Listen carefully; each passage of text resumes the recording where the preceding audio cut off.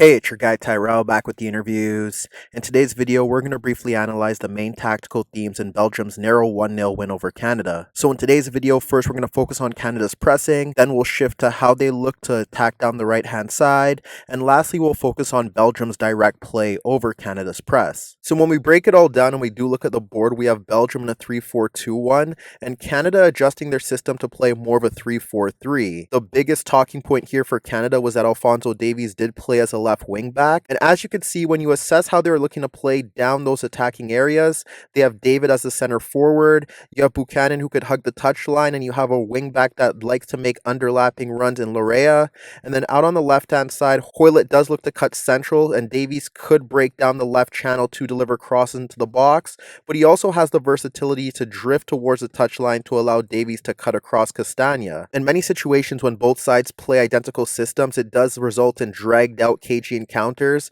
as the only manner to create chances is to win your individual battle, but ultimately that's what Canada wanted. They wanted to disrupt Belgium's ability to build out of the back, they wanted to press higher up the pitch, and they wanted to force the backline into mistakes so that they could break quickly in transition. On paper, this should have been a pretty straightforward press from Canada. You have the front three closing the Belgium center backs, you have Larea and Davies pushing forward to Castagna and Carrasco, and then you have Hutchinson and Eustachio stepping towards Witsel and Tielemans. Throughout large spells of that opening half, Belgium struggled to build out of the back, and Canada was doing a very good job of pegging them in towards their own half or playing balls in towards teammates that resulted in them losing possession and Canada recovering the ball quickly. Belgium looked to overcome that press by having Axel Witsel dropping off deeper to attempt to receive the ball, and the manner in which Canada looked to overcome that was that they had Buchanan and Hoylett dealing with Den Donker and Vertonghen, but instead of having one of Hutchinson or Eustachio pushing forward to deal with Witsel, they had David dropping off Alderweireld and blocking off the passing lane in towards Witsel. From there, you would see Tielemans pushing higher up the pitch, and that would see Davies tucking in a bit central to ensure that he couldn't get on the ball, and then you'd see De Bruyne being closed down by Hutchinson or Eustachio depending on which side of the pitch he was on,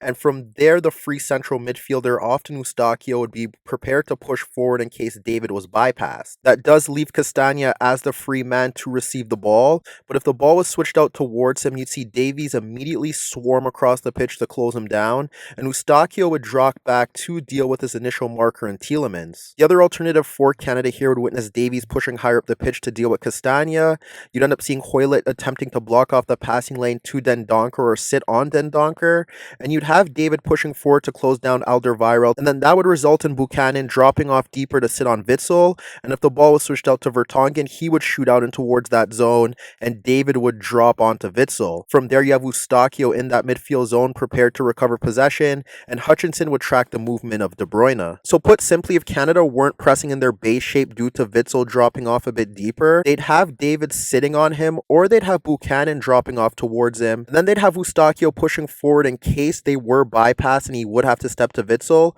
Hutchinson would sit on De Bruyne, and you would see Davies tucking in towards that midfield zone to deal with Tielemans if Eustachio had to push higher up the pitch. In the case that you couldn't have Eustachio dropping back deeper to deal with Tielemans if Davies had to shift out towards Castagna, that's where you would see Miller pushing forward to close down the midfielder, but ultimately this did present some issues as well. Outside of Eden Hazard's impact, the other way that Belgium were able to bypass this Canadian press was by having Tielemans dragging Miller in towards that midfield zone, and Belgium simply playing the ball into the space that he occupied.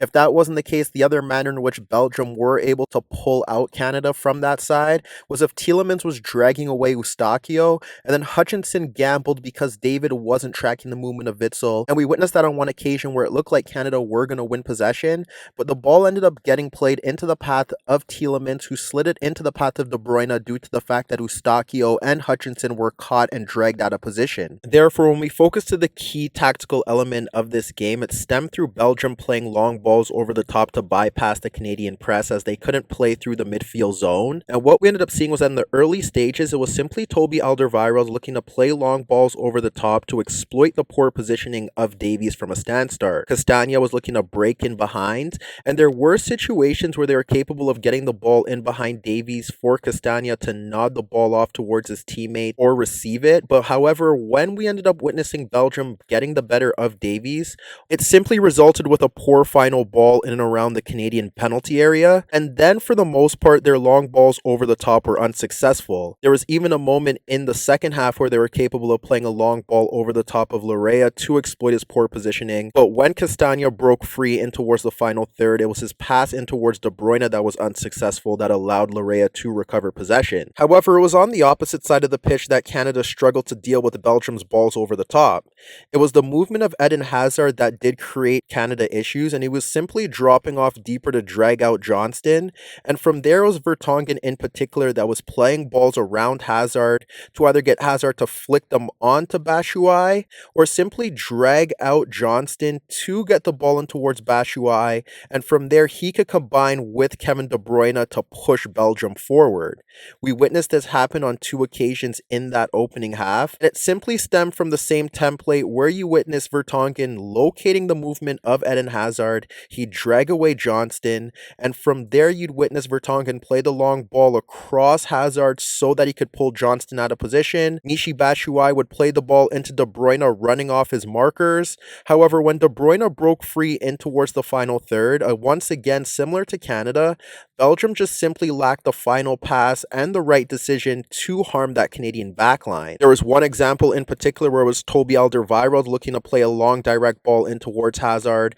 and from there you simply saw his movement across Johnston allow him to break free along with a good first touch, and once again that was another example of Belgium being able to play the ball over the top, exploit Johnston's positioning, and get Hazard and the Belgium front line in towards the final third. But again, although they got themselves into a legitimate goal scoring position, they were forced backwards and ultimately resulted in an opportunity that didn't test the goalkeeper. And then even when you break down the game's most defining moment, it starts with Hazard dropping off in towards the midfield zone to drag away Johnston, and as he moves towards the halfway line, he now preoccupies Hutchinson's attention. Hutchinson's now focused on Eden Hazard's movement, and as Alderweireld looks to push forward, you could see that Johnston's calling off Hutchinson to deal with Hazard, but he's effectively taken both Canadian players out of the game. You see that Vitoria's also focused on his positioning, and that results in Carrasco now making a run across Larea. When that ball is played over the top, you could see that Carrasco is goal side,